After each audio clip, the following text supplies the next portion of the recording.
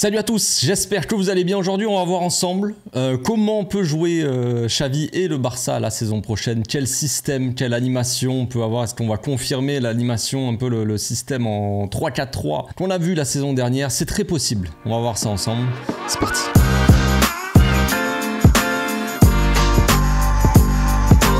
Au passage, n'hésite pas à nous rejoindre si c'est pas encore fait et à partager la chaîne autour de toi, ça fera plaisir à tonton. Donc comme vous le savez, le Barça revient aux affaires demain matin, demain après-midi. En fin d'après-midi, il y aura le premier entraînement de l'équipe. Il n'y aura pas encore tous les joueurs. Ceux qui ont joué cet été là, avec leur sélection ne sont pas encore appelés. Ils reviendront à l'entraînement petit à petit le 18 juillet, je crois bien, juste avant de partir, de s'envoler vers les États-Unis, vers la tournée. Donc bref, dans cette vidéo, on va voir un petit peu comment Xavi il aime jouer de base, sa vision en tant que coach, pas forcément du Barça, mais déjà ce qu'il faisait à Al-Sadd, un peu son système, ce qu'il avait mis en place là-bas. Quand il est arrivé au Barça, un peu ce qu'il a mis en place, surtout la saison dernière, ce qu'on a vu la saison dernière en termes de système en début de saison, et après en cours de saison, c'est les deux systèmes qui ont changé finalement. Et dernier chapitre de la vidéo, comment on va pouvoir jouer à peu près avec les joueurs qu'on a pour le moment en tout cas, parce que forcément le mercato n'est pas fini, et comment on va pouvoir jouer donc la saison prochaine. Donc tout d'abord Xavi, comme vous le savez, il a entraîné au Qatar avant de venir au Barça. Au Qatar, il a pu expérimenter certaines choses, il a une certaine façon de voir le football, et là-bas il a mis en place une équipe quand même dans un système assez offensif finalement. On sait qu'au Qatar, le championnat là-bas n'a pas le même niveau d'intensité et le même niveau en termes de qualité, je veux dire, qu'un championnat européen, on le sait, on va pas se le cacher non plus. Tu peux te permettre de prendre des risques, de prendre un peu plus de risques dans ton système, dans ton animation avec les joueurs que tu mets sur le terrain. Tu peux prendre énormément de risques, c'est moins grave, disons, tu vas moins le payer cher que si tu prends énormément de risques dans un championnat ou même dans une équipe comme le Barça, en Ligue des Champions par exemple. Tu vas prendre énormément de risques et derrière, si tu te fais laminer 8-2 par exemple, c'est un exemple, ça ne sera pas les mêmes répercussions que si tu perds ou si tu prends un peu plus de risques au Qatar. Ça me paraît jusque-là évident. Donc au Qatar, il avait expliqué dans une vidéo ce qu'il aimait bien faire, c'est jouer en 3-4-3 ou en 3-2-2-3 avec 3 défenseurs centraux, 2 milieux récupérateurs, donc un double pivot, et 2 milieux intérieurs un peu plus haut et 3 attaquants. 3 attaquants avec un numéro 9 et 2 ailiers qui collaient vraiment la ligne. On va commencer à sortir le petit tableau, oui, ça fait longtemps les amis. Donc il était temps, oui, de ressortir ce petit tableau. Donc au Qatar, ce qu'il avait fait, c'était donc, on va essayer de faire ça comme il faut, 3 défenseurs centraux, un double pivot, 2 milieux intérieurs et 2 ailiers qui collent la ligne. Ça me fait penser aussi, ça me fait un peu doucement rire aussi quand on entend que Xavi essaie de faire du Guardiola, essaie de copier le Guardiola en faisant un 3-4-3 avec 2 milieux comme ça. Finalement, Xavi jouait déjà comme ça dans ce système-là au Qatar, alors que Guardiola ne jouait pas spécialement comme ça avec City. C'est peut-être un détail pour vous, mais pour moi, ça veut dire beaucoup. Donc Xavi, avec son équipe au Qatar, il jouait comme ça, de cette façon-là, avec 2 milieux intérieurs qui prenaient les demi-espaces, un numéro 9 qui venait fixer la défense, les milieux intérieurs qui prenaient les demi-espaces, les ailiers qui collaient vachement la ligne, un peu ce qu'on peut voir finalement avec le City de Pep Guardiola, avec un Bernardo Silva et un Grealish qui restent vraiment collés à la ligne et qui attendent, qui ne rentrent pas forcément dans l'axe, un double pivot avec au final il expliquait dans sa vidéo là au Qatar, pour les sorties de balles, soit pour les phases défensives, il avait un milieu qui descendait en défense. C'est-à-dire que peut-être que là, son défenseur central, on peut imaginer qu'il était gaucher et son double pivot, là, il descendait. Un peu ce qu'on peut voir avec Frenkie au final la saison dernière, où Frenkie, de temps en temps, pour sortir les ballons, au lieu que ce soit Baldé qui vienne, Baldé, il prenait un peu le couloir, il montait, et on avait un Frenkie qui venait demander le ballon ici, avec un Christensen, un Koundé, un Araujo, enfin un Koundé ici, Araujo, et un Frenkie qui faisait un peu le mini piston, on va dire, entre la défense, comme ça, il a cette qualité Frenkie, pour ressortir les ballons balle au pied, tu vois, en portant le ballon, en cassant les premières lignes de pressing, c'est assez intéressant. Donc on avait Frenkie dans ce rôle-là, tu vois. Finalement, lui au Qatar, il avait ce gars-là qui descendait dans la défense. Donc au final, ça fait penser aussi à John Stones qui descend en phase défensive, qui descend du milieu, sauf que lui, il est là, bref, il descend là, bref, vous avez compris. Donc finalement, son idée à Xavi de jouer en 3-4-3 avec son équipe, elle date pas d'hier, elle date pas de la saison dernière avec le Barça, elle date déjà de son équipe qu'il avait au Qatar. Ça, c'était sa base, on va dire. Il aimait bien jouer de cette manière-là. On sait qu'au Barça, on a eu plusieurs coachs depuis l'ère Cruyff, on va dire. Et on sait que Cruyff, par exemple, il aimait j'aimais bien jouer en 3-4-3 mais en losange, avec un milieu en losange plutôt qu'un milieu en carré on va dire. Donc évidemment comme je l'ai dit, l'équipe elle peut changer en fonction de si tu sors les ballons, si t'es pressé haut on va dire et t'as plus de mal à sortir les ballons, bah l'équipe elle va jouer dans un système un peu différent. L'équipe d'en face par exemple elle défend avec 5 défenseurs en 5-4-1, tu n'as pas forcément besoin de laisser 3 défenseurs derrière, ça tu peux laisser que 2 défenseurs. Il faut toujours être en supériorité, toujours avoir la supériorité sur tes adversaires et généralement quand ils pressent les adversaires quand ils vont presser à 3 attaquants, eh bien il faut que tu aies 4 défenseurs pour sortir le ballon, c'est logique, tu vas pas laisser des 1 contre 1, ça c'est trop dangereux. Si l'adversaire il va presser en 4-4-2 on va dire avec 2 attaquants, tu peux rester à 3 derrière, ça c'est bon, tu as la supériorité. Et si en face, comme je le dis, il joue en 5-4-1 très défensif avec un seul attaquant de pointe, tu peux rester à 2 derrière, tu peux avoir une équipe un peu plus offensive. Donc ça dépend beaucoup de l'adversaire évidemment, ton système de jeu, ton animation, elle dépend évidemment forcément de l'adversaire, c'est logique. Donc maintenant qu'on a posé un peu les bases de Xavi au Qatar, on va voir un peu ce qui s'est passé la saison dernière. On a eu une équipe du Barça qui a joué de différentes façons. Il y a eu des tests. En début de saison, évidemment, Xavi, il n'avait pas tout son effectif. Koundé, il a démarré assez tard, il revenait de blessure, il a été signé de toute façon assez tard. Donc en début de saison, il n'y avait pas Koundé. On avait un Araujo qui jouait à droite. Je me rappelle d'un match contre la Real Sociedad en fait. C'était le deuxième match de la saison, deuxième match de Liga officiel. Et on a Xavi qui a testé pour la première fois de la saison un 3-4-3. 3 défenseurs, un double pivot, 2 milieux intérieurs qui jouaient assez haut et 3 attaquants. Sauf que le problème dans ce match-là, bon même si on a explosé, c'était contre la Real Sociedad, je sais pas si je l'ai dit, on a explosé la Real Sociedad 4-1, on a marqué un but très rapidement au bout de 40 secondes avec une contre-attaque de l'espace avec Baldé qui a pris le couloir et qui sert Lewandowski qui marque. C'était magnifique. On avait eu un peu de mal quand même dans la construction, dans la conservation du ballon parce que évidemment il n'y avait pas El Fundamental Busquets. Donc c'était un peu plus compliqué au milieu. Xavi il avait mis un double pivot Frenkie Gavi. Pour ceux qui ont envie de voir ça, revoyez le match contre la Real Sociedad. C'était assez compliqué, on avait eu beaucoup de mal parce que forcément Gavi, il est aussi très jeune donc c'est un peu compliqué pour lui. C'était peut-être la première fois aussi, sûrement la première fois qu'il jouait à ce poste-là. Ça ne marchait pas, ça ne fonctionnait absolument pas. Donc je vais reprendre le tableau quand même pour vous expliquer, pour vous revisualiser un peu le truc. Donc on avait une défense à 3, on avait Araujo à droite, Christensen dans l'axe et Eric Garcia. Et oui, il y avait Eric Garcia qui était en troisième défenseur ici. On avait Frenkie, on avait Gavi qui avait le rôle plus de Frenkie un peu plus libre et Frenkie qui devait avoir le rôle de Busquets. On sait que Frenkie est dans le rôle de Busquets, c'est compliqué, ce n'est pas un pivot. Ici on avait un Baldé qui jouait quand même assez haut en début de saison. On va voir après que en cours de saison il jouait quand même un tout petit peu plus bas. Ici on avait Ferran Torres dans le rôle de Gavi qu'on a vu plus tard aussi en ailier, en phase défensive. Baldé descendait, on avait une défense Baldé, Eric Garcia, Christensen, Araujo à droite, avec un Ferran Torres qui venait là, hop, un Pedri, un Frenkie, un Gavi au milieu, Ferran Torres qui défendait et il me semble que c'était Dembélé qui était là avec donc Lewandowski. Donc en phase défensive on était comme ça, mais en phase offensive comme je l'ai dit, donc on avait un Pedri qui jouait un peu plus haut, un Frenkie, un Gavi, un Ferran qui était rentré dans l'axe, dans le rôle de Gavi finalement, plus tard, Baldé qui prend le couloir et donc une défense à 3. Le problème là-dedans comme je l'ai dit, c'est qu'on avait du mal à construire nos actions parce que la Real Sociedad est quand même une assez bonne équipe qui presse bien, qui tient bien le ballon, c'est une équipe assez difficile à jouer, on l'a vu en fin de saison. Donc le double pivot n'avait pas marché, on avait Pedri là, Ferran Torres et finalement en cours de match, Xavi il a inversé Pedri et Gavi. Gavi était passé là, Pedri ici. Il n'y a pas grande différence, tous les jetons sont noirs, c'est super. Donc on avait eu un double pivot finalement Frenkie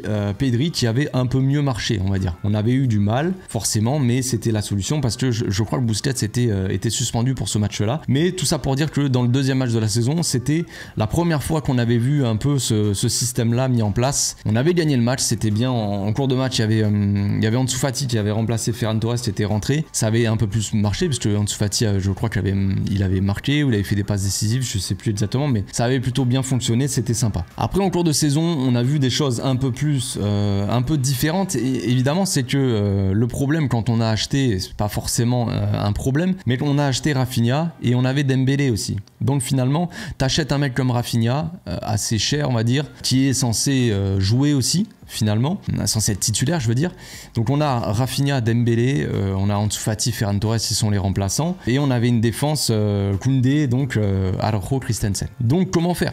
comment faire. Xavi, il avait fait un choix en début de saison. On a vu les matchs de Ligue des Champions. Comme je l'ai dit tout à l'heure, il y a eu un avant et après en fait élimination de Ligue des Champions. On a vu la saison dernière qu'en fait en début de saison, bon, mis à part le test contre la Real Sociedad, Xavi il est revenu à des trucs un peu plus, on va dire simples entre guillemets. Bon, je vais prendre l'exemple pour le Bayern, ça va être beaucoup plus simple. Le match aller contre le Bayern où on joue chez eux et où on aurait pu gagner le match, finalement, on a très bien joué, on a maîtrisé cette équipe, mais le problème là-dedans, c'est qu'on s'est fait flinguer en contre-attaque. Donc on avait Dembélé ici, Lewandowski, Rafinha, qui avait été assez catastrophique à gauche, qui n'avait pas du tout réussi à tenir ce rôle un peu hybride d'ailier, parce qu'on sait que quand il est à droite, Rafinha il aime bien rentrer dans l'axe et se mettre sur son pied gauche pour faire des passes, pour faire le truc, mais quand il est à gauche, il n'arrive pas, parce qu'il n'arrive pas à se mettre sur son pied droit, parce qu'il n'arrive pas à faire quelque chose avec son pied gauche, on sait pas pourquoi, mais ça ne marche pas en tout cas. Et on avait eu un milieu, Busquets, Pedri, Gavi, qui avait été assez phénoménal finalement. Frenkie n'avait pas été titulaire, tout ça, ça avait fait un peu scandale, mais finalement quand on regarde le match, on avait plutôt été monstrueux, même Busquets avait été bon sans Frenkie, tout ça, même sans le double pivot, tout ça, ça avait plutôt bien fonctionné. Le seul problème qu'on avait, c'est que évidemment qu'on était bon dans la construction, on avait des joueurs de ballon, tout ça, c'était bien. On arrivait à se créer des occasions. Bon, on se rappelle très bien des loupés de Pedri, de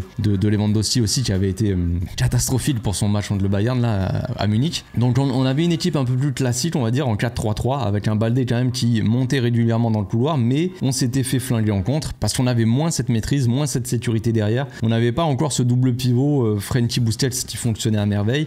Baldé dans son rôle aussi, peut-être qu'il n'était pas encore très habitué, on va dire, à jouer ce rôle de piston, on va dire. Et Rafinha, le problème c'est qu'il était un peu perdu, offensivement, défensivement. Alors Rafinha il fait les efforts, mais c'est bien de faire les efforts, mais si tu presses, on va dire mal, je dis pas que c'est le problème était Rafinha uniquement lui, mais le problème était collectif. On n'arrivait pas à presser bien comme il faut, on n'était pas bien en place défensivement et en fait c'était surtout sur les transitions, on faisait n'importe quoi et on se faisait complètement flinguer. Le problème qu'on a eu après en cours de saison, toujours la saison dernière hein, évidemment, c'est qu'on a eu beaucoup d'absents, beaucoup de blessés. Au moment où en fait on s'est fait éliminer de la Ligue des Champions, tout ça, Xavi il a réfléchi, il a regardé l'équipe et il a dit il y a un problème quand même dans cette équipe, on a du mal à vraiment tenir le ballon assez haut on va dire. On a des joueurs, des ailiers qui perdent pas mal de ballons peut-être, et le problème aussi c'est les contre-attaques, les transitions. On se fait complètement ouvrir sur les transitions, comment remédier à ça, comment avoir un peu plus de maîtrise avec un bloc haut tout en restant avoir une sécurité derrière et pas se faire prendre en compte tout simplement. Donc il a commencé avec un match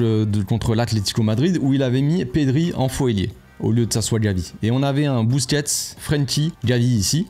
Toujours pareil, Koundé, Araujo, Christensen et Baldé, Dembélé de l'autre côté, Lewandowski, bref. Donc là on avait Pedri qui rentrait dans l'axe, un Gavi ici et un double pivot Busquets, Frenkie avec Baldé qui prenait le couloir et une défense à 3. Donc là ça fonctionnait plutôt pas mal, évidemment. C'était un peu le retour du 3-4-3 à ce moment-là. On avait gagné contre l'Atlético à l'extérieur 1-0 sur un but de Dembélé, je crois bien, avec une action de Pedri qui avait débloqué tout, qui avait percé l'axe comme ça, qui était passé par Gavi qui avait donné la balle à Dembélé but, magnifique. En fin de match ça avait été beaucoup plus compliqué, on avait beaucoup de mal à tenir le pressing et tout ça, on avait un peu de mal, mais c'était un peu les débuts de ce système là, tu vois, sous Xavi. Évidemment il y a le match référence de la saison, ce qui fait basculer un peu la saison aussi du Barça, ce qui confirme aussi dans ce système là que c'est avec ce système qu'on joue le mieux et qu'il faut peut-être mettre un peu plus en place. Toujours Koundé à droite, bon évidemment sur ce match là c'était contre le Real Madrid, évidemment contre finale de Supercoupe d'Espagne. On avait plutôt Araujo qui était là pour tenir Vinicius, donc Araujo, Koundé, Christensen, Busquets, Frenkie, Baldé, Gavi cette fois-ci qui était en faux ailier en fait, en phase défensive. Donc Baldé était là arrière gauche et Gavi était ailier, et on avait un Frenkie, un milieu Frenkie, Pedri, Busquets, Dembélé, Lewandowski. Donc là Gavi jouait faux ailier, il se rapprochait quand on avait le ballon, il se rapprochait de Lewandowski, Pedri aussi qui montait, Busquets, Frenkie, Baldé qui prenait le couloir et une défense, la fameuse défense à 3, donc Araujo, Koundé, Christensen. Donc là on assiste peut-être à un des matchs les plus magnifiques de la part du Barça de la saison dernière. Il y en a eu quelques-uns qui était sympa. C'est principalement là on a eu quand même une grosse maîtrise, une grosse fessée pour le Real Madrid. On a vu un Barça en totale maîtrise, qui maîtrisait tous les aspects du jeu, contre-pressing, le bloc haut, quasiment aucun danger sur notre défense parce qu'on pressait tellement bien que les adversaires, l'adversaire le Real Madrid en l'occurrence, était obligé de dégager loin, et on avait derrière un mec comme Araujo, Koundé, Christensen qui avait une anticipation, un jeu aussi aérien assez intéressant, et le Real avait quasiment rien à se mettre sous la dent. Ils ont marqué évidemment un but en fin de match parce qu'on a lâché l'affaire un petit peu. C'est un peu dommage pour nous, mais ça aurait été un match parfait, un petit 3-0 tout rond, ça aurait été un peu plus sympa. Le problème qu'on a eu la saison dernière avec ça, c'est que c'est magnifique tout ça, c'est beau, on a une équipe qui fonctionne très bien, et si on remettait cette équipe à chaque fois. Problème, c'est que Pedri, le petit frérot là, il s'est blessé pour quasiment toute la saison. Dembélé, il s'est blessé aussi, on a dû mettre Rafinha, donc Rafinha dans ce profil là, c'est très compliqué parce que il aime bien, comme je l'ai dit, rentrer dans l'axe, donc c'est un peu la même chose que peut faire Gavi de l'autre côté, tu vois. Donc à la limite, si t'as un ailier, tu vois, si t'as un latéral droit offensif comme Baldé de l'autre côté, un latéral gauche ou un défenseur central gauche qui va rester en défense, tu peux faire ça avec un vrai ailier là, je sais pas qui du coup, si Dembélé est blessé, mais on va dire Ansu Fati pour être sympa. Ici tu mets Gavi par exemple parce que Pedri était blessé, et tu mets Rafinha là qui va rentrer dans l'axe avec le latéral qui va monter. C'est bien en soi en théorie. Le problème c'est qu'on n'a pas de latéral droit offensif et on a dû utiliser soit Sergio Roberto comme ça, soit Koundé. Principalement c'était Koundé parce que le problème qu'on a eu aussi, c'est que le Frenkie aussi s'est blessé. On s'est retrouvé au final, on va remettre un peu ça en place, tac tac tac. Le problème qu'on a eu aussi après, c'est que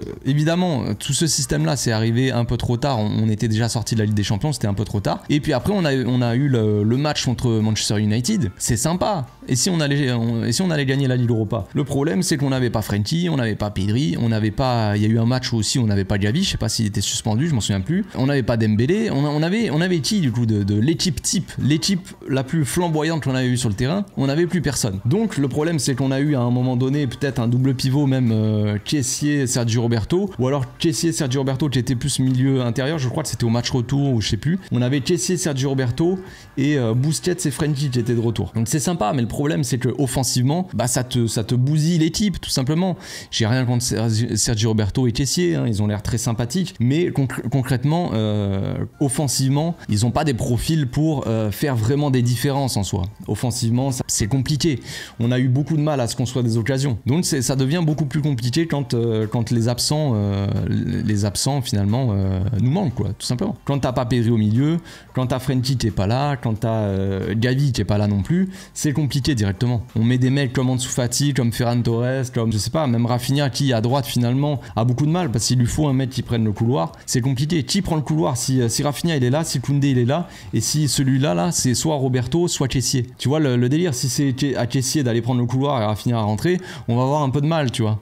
Donc forcément, ce système-là, il a ses limites parce que il te faut derrière un banc avec des profils qui vont être, on va dire, des profils. Il te faut des profils différents. Forcément, il faut beaucoup de profils. Ça serait bien d'avoir un latéral droit offensif. Comme ça peut permettre à Rafinha de jouer tranquillement sur la droite, avoir un latéral qui monte, lui, il rentre dans l'axe. C'est très bien tout ça. Mais pour la saison dernière, je parle en tout cas, quand les absents étaient pas là, c'était difficile parce que derrière on n'avait pas des remplaçants qui avaient le même profil ou assez haut niveau pour faire la même différence que les titulaires tout simplement. Donc ça c'est ce qu'on a vu la saison dernière, on connaît un peu nos limites, on sait ce qui s'est passé, tout ça. J'ai dit qu'il manquait, qu'il y avait des absents, qu'il y avait des blessés, donc on n'avait pas pu jouer à ce niveau là.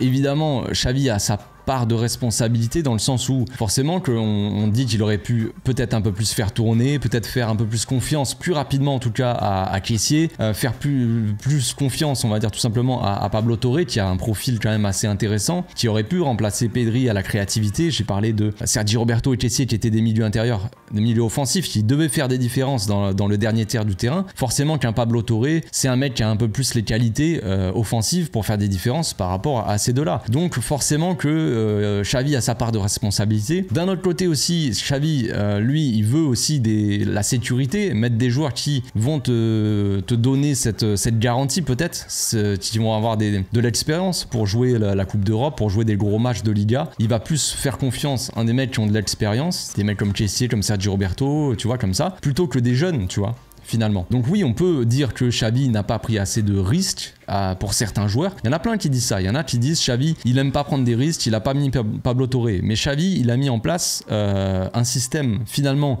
assez risqué. Donc il a pris un minimum de risques. Et puis aussi, il a mis quand même titulaire mon petit Baldé. Alors évidemment, quand on voit le niveau de Baldé, on dit c'est pas un risque de le mettre titulaire. Mais évidemment que si. T'as un mec comme Jordi Alba, je l'ai répété, je sais pas combien de fois la saison dernière, mais Jordi Alba est titulaire dans cette équipe depuis qu'il est arrivé. Et personne n'a pu le bouger.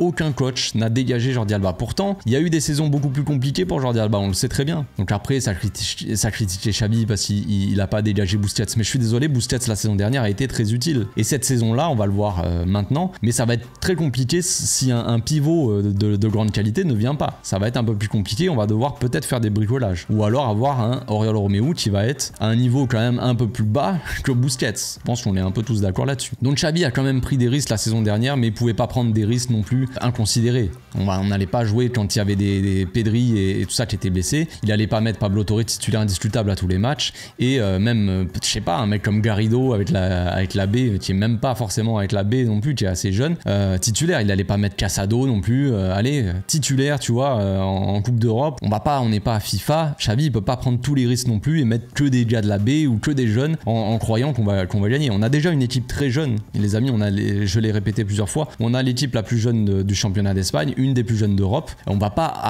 aller chercher des mecs de 18, 17 ans, mettre Lamine Yamal d'un coup titulaire parce que oui, Lamine Yamal a du potentiel, il est très bon, oui. Mais il va pas devenir d'un coup titulaire juste parce que vous aimez pas Ferran Torres ou que Ansu Fati n'est pas au niveau, que tu vois. Il y a quand même une certaine limite aussi aux prises de risque. Soyons sérieux 5 minutes. Donc maintenant, la question qui se pose, c'est comment le Barça va jouer la saison prochaine. On l'a vu que Xavi, il aime bien jouer avec ce système-là de 3-4-3. On l'a vu cette saison avec le Barça aussi, où il a mis en place ce système. Et c'est là qu'on a vu un Barça le plus magnifique à avoir joué, le meilleur Barça possible de cette saison. C'était avec cette équipe-là, ce système-là en 3-4-3, mais avec les joueurs qui vont avec aussi. C'est ça le problème de Xavi la saison dernière. Bon, je vais pas revenir trop longtemps là-dessus, mais quand il a trouvé ce système-là 3-4-3 avec le double pivot Busquets-Frenkie, c'était magnifique, tout a bien fonctionné. Il s'est dit, je vais rester dans cette animation-là. Le problème, c'est que quand t'as pas Frenkie, c'est pas exactement la même chose. Quand t'as pas Busquets dans ce double pivot, c'est pas non plus la même chose. Quand t'as pas Pedri aussi au milieu, c'est plus la même chose non plus. Donc en fait, il a gardé le même système, même si les joueurs disponibles n'étaient pas aussi performants que les titulaires. Et c'est là que ça bloque évidemment. Donc maintenant, la saison prochaine, qu'est-ce qu'il va falloir faire? Ça dépend évidemment de l'effectif, ça dépend des transferts, ça dépend du mercato. Là, on a vu que normalement, si tout se passe bien, Vitor Roque, bon, il va arriver. Est-ce qu'il va arriver cet été ou cet hiver? On ne sait pas. Ça dépend des ventes, tout ça. Donc pour le moment, à l'instant T, il va plus arriver au mercato d'hiver. Donc pour l'instant, on va pas forcément compter sur lui. De toute façon, on a Lewandowski en neuf, donc ça, c'est pas vraiment un souci. Mais les nouveautés, c'est Inigo Martinez, évidemment, défenseur central gaucher. Donc ça change un peu parce que c'est le seul finalement défenseur central gaucher qu'on a eu qu'on a dans l'effectif. La saison dernière, Xavi, il a utilisé Marcos Alonso comme défenseur central gaucher. Donc on avait un peu ce profil là, mais finalement cette saison-là, on n'a plus Jordi Alba. Donc Marcos Alonso, à mon avis, sera utilisé comme remplaçant, doublure de Baldé. Donc il sera utilisé comme latéral gauche, vraiment. Peut-être un latéral gauche, peut-être un peu plus défensif que Baldé. Peut-être qu'il n'a pas le même profil, même si Marcos Alonso a une qualité de centre normalement correcte. Mais peut-être qu'il l'utilisera plus comme un latéral défensif, je ne sais pas. Mais on a cet Inigo Martinez là qui débarque, défenseur central gaucher, c'est le seul qu'on a dans l'effectif, donc on peut faire quelque chose avec ça, ça peut être intéressant. On a aussi Gundogan qui vient d'arriver, Gundogan qui peut jouer à tous les postes, donc évidemment tous les postes au milieu. Donc évidemment que c'est intéressant, j'avais sorti une vidéo sur Gundogan, enfin plusieurs même. J'avais dit que principalement Gundogan, pour moi, il arrivait pour faire la différence dans le dernier tiers, c'est-à-dire offensivement. On a beaucoup de mal quand il n'y a pas Pedri par exemple, même avec Pedri, même avec Xavi, on a quand même beaucoup de mal à se créer des occasions, à avoir des facilités dans le dernier tiers, très proche de la surface. Et c'est là que pour moi Gundogan vient apporter vraiment beaucoup de solutions là-dedans, tu vois. Et c'est pour ça que Gundogan a été appelé. Maintenant, le problème, c'est que Busquets il est parti et que on n'a pas de pivot à l'instant T. Celui qui peut arriver et qui est le plus probable, la prochaine arrivée, c'est Oriol Romeu. Donc évidemment, Oriol Romeu, c'est un peu complexe. On a aussi Nico qui va revenir. Est-ce qu'il va être utilisé comme pivot? Tout ça, c'est des interrogations. On ne sait pas encore. Mais disons que soit on n'a pas de pivot, soit on a Oriol Romeu. Est-ce qu'on pourrait jouer avec Oriol Romeu en Ligue des Champions? Est-ce que si tu vas en quart de finale, en demi-finale de Ligue des Champions, est-ce que ton double pivot c'est Frenkie, Oriol Romeu? Je ne sais pas. Ça me paraît quand même assez complexe. Donc disons que cette saison-là, je pense que Xavi, il va confirmer le 3-4-3, le 3-2-2-3, appelez-le comme vous voulez. Je pense qu'on va jouer vraiment comme ça, de cette façon-là. Ça me paraît assez logique vu que c'est ce qu'on a vu la saison dernière, ce qui marchait le plus. Il fallait que l'équipe aussi, en plein milieu de la saison comme ça, s'habitue à jouer comme ça, et les automatismes, c'était un peu compliqué parce que Xavi il avait peut-être pas forcément travaillé ce système-là en pré-saison. Peut-être qu'il s'est dit on va rester sur les bases avec les joueurs, selon les joueurs que tu as, tout ça, on va jouer de cette façon-là. Puis après, il a changé d'avis en cours de saison, il a mis en place quelque chose de nouveau. Mais voilà, t'es en cours de saison, t'as pas le temps de trop travailler, de vraiment travailler toute ta préparation physique, de la baser sur ce système-là, tu vois. Évidemment, il faut avoir la capacité et avoir une équipe qui peut jouer dans différents systèmes. C'est un peu la base. Il faut pas uniquement un seul système pour jouer, c'est pas trop logique. Comme je l'ai dit, ça dépend de l'équipe que tu as en face. Si tu as une équipe qui joue en 5-4-1, tu vas pas jouer de la même façon que si tu as une équipe qui joue en 4-4-2 ou en 4-3-3 face à toi. C'est logique. Donc le problème qui va se poser, c'est au milieu de terrain, évidemment, toujours pareil. On sait qu'il y en a plein qui disent qu'il faut qu'on aille chercher un ailier gauche. Mais vu comment on a joué la saison dernière, c'est-à-dire avec un faux ailier, il y a de très fortes chances qu'on reste dans ce système-là. Il y a aussi d'autres possibilités, on va voir ça ensemble, mais la compo de base, je dirais qu'on jouera à peu près avec toujours un faux ailier à gauche, un Dembélé à droite. Si Dembélé n'est pas blessé, tu vois, maintenant la solution, ça va être si Dembélé n'est pas là, comment on peut jouer? C'est pour ça qu'il nous faut absolument un latéral droit offensif aussi pour avoir cette possibilité-là. Donc on reprend le tableau. La question, c'est qui va être le pivot? Parce qu'il y en a plein qui disent pourquoi pas Kessié? Pourquoi il nous faudrait absolument un pivot pour jouer avec un double pivot? Tout simplement parce que en fait il faut ce pivot là qui sait jouer, on va dire, le jeu du Barça, le jeu de position. Il faut ce mec là un peu cérébral qui fait jouer les autres, qui va récupérer, qui va gratter les ballons évidemment, mais qui aussi distribue et fait jouer autour de lui. C'est ça le problème. Et donc il y en a plein qui veulent voir Kessié, mais Kessié ici la saison dernière, quand il a joué en double pivot à côté de Frenkie ou à côté de Busquets, je sais plus, c'était compliqué pour lui parce que sous pression et pour sortir les ballons, il avait quand même un peu de mal. Même si par moment il a fait des très bons matchs, tout ça, mais il y a eu des moments où c'était violent, notamment contre Manchester United, c'était assez chaud, je crois que c'était à l'extérieur. Pour la saison prochaine, on peut partir donc avec, il y a plusieurs choix. Évidemment, il y a le 4-3-3 de base, avec là, soit Gavi, soit Ansu Fati par exemple, dans un premier temps, qui peuvent rentrer dans l'axe avec Baldé qui prend le couloir. Ça, c'est le truc le plus classique. Soit un Gavi, je dirais, soit un Ansu Fati, donc qui rentre dans l'axe proche de Lewandowski. Un Pedri qui joue ici, un double pivot ici, qui serait peut-être Frenkie et Gundogan. Dans un premier temps, c'est une possibilité, avec 3 défenseurs centraux, Christensen, Araujo et Koundé, parce que oui, Koundé ne veut plus jouer à droite, d'après ce qui est sorti. Bon, après, vous avez dû voir peut-être sur Twitter, il y a un journaliste de sport qui a dit, oui, Koundé a dit à Xavi qu'il voulait plus jouer à droite, que ça sentait pas bon pour Koundé, qu'il allait probablement partir, et Koundé a totalement démenti, a dit que c'était des mensonges. Donc bon, ce qui est bien avec Koundé sur les réseaux, c'est qu'il dément souvent les choses qui sont fausses du coup, et qui sont sur lui, hein, qui le concernent. Il le dément directement, donc comme ça, c'est réglé. Donc dans ce système-là, dans cette animation, avec un Gundogan plus bas, ça pourrait très bien faire l'affaire. On sait très bien que Gundogan, il a les capacités et les qualités de jouer dans un double pivot comme ça. Il a déjà fait avec City, il n'y avait pas de problème, il jouait un peu plus bas pour faire le jeu, mais à City, devant, vous avez des Kevin De Bruyne, vous avez des Bernardo Silva, des mecs comme ça qui sont très bons dans l'entrejeu et qui créent énormément d'occasions. Il n'y a aucun problème avec ça. Le problème, c'est qu'ici, là, si Gundogan joue bas, on a Pedri qui crée énormément d'occasions, Gavi qui est plus là pour faire, on va dire,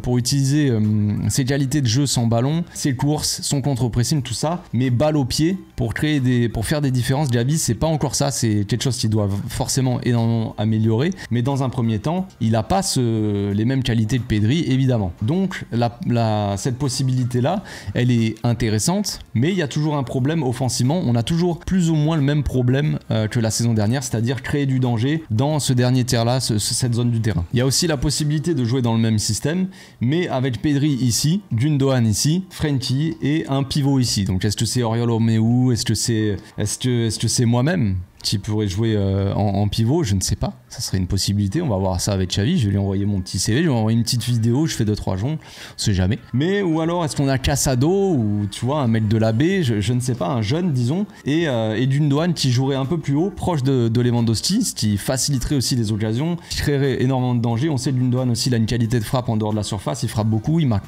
quelques buts, tu vois, donc ça peut être intéressant. Donc un Dembélé, un Lewandowski, un Baldé toujours. Ici Pedri qui jouera en faux ailier comme ce qu'on a vu la saison dernière contre l'Atlético Madrid où il avait fait plutôt un bon travail. Il peut jouer faux ailier, Pedri, il a cette intelligence de jeu où il peut jouer partout un peu. Il peut même jouer en double pivot, Pedri. Le problème c'est que ça serait un peu gâcher les talents offensifs de Pedri, mais pour moi il peut même y avoir un double pivot Pedri, Frenkie, Gavi là, et Gundogan, tu vois. Gavi qui jouera en faux ailier, toujours pareil que la saison dernière.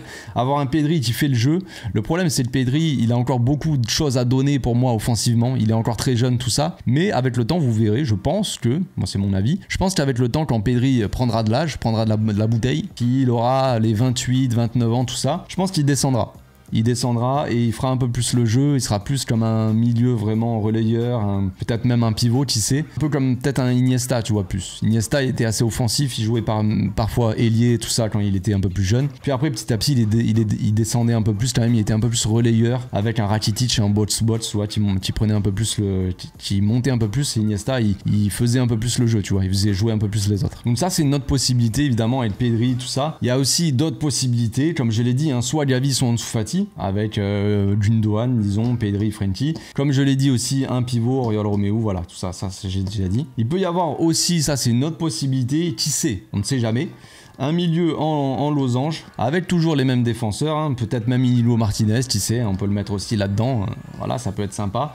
Un Baldé, un Dembélé, un Lewandowski. Là, on peut avoir un Gundogan, par exemple, en 10, tu vois, laisser Gundogan la liberté un peu de se balader sans trop devoir redescendre en défense. Là, ici, on peut avoir Pedri ou Gavi, bref, on va dire Pedri, Gavi et peut-être même Frenkie. Même si pour moi c'est pas optimal, mais selon les équipes qu'on a en face, si c'est des équipes un peu plus faibles de Liga, qui pressent un peu moins, qui sont un peu moins fortes, tu vois, pour le pressing un peu moins forte aussi pour attaquer. On peut avoir un Frenkie qui reste un peu plus bas, qui vient aider là, sortie de balle, tu vois, qui descend en défense, tu vois, pour aider, voilà. Avec un Pedri qui prend un peu sa place là, Gavi, tu vois, Gundogan même. Mais on peut avoir donc un million de losanges comme ça avec un Frenkie qui distribue, tu vois. On a vu en fin de saison un Frenkie qui distribue un peu plus, c'était sympa. Pourquoi pas voir ça avec le temps, un Frenkie un peu plus à l'aise dans la distribution, dans le jeu long, ça peut être sympa. Donc on peut avoir selon l'équipe qu'on a en face, donc comme je dis, Frenkie, Pedri, Gavi, Gundogan un peu plus haut. Vous pouvez mettre Gundogan ici,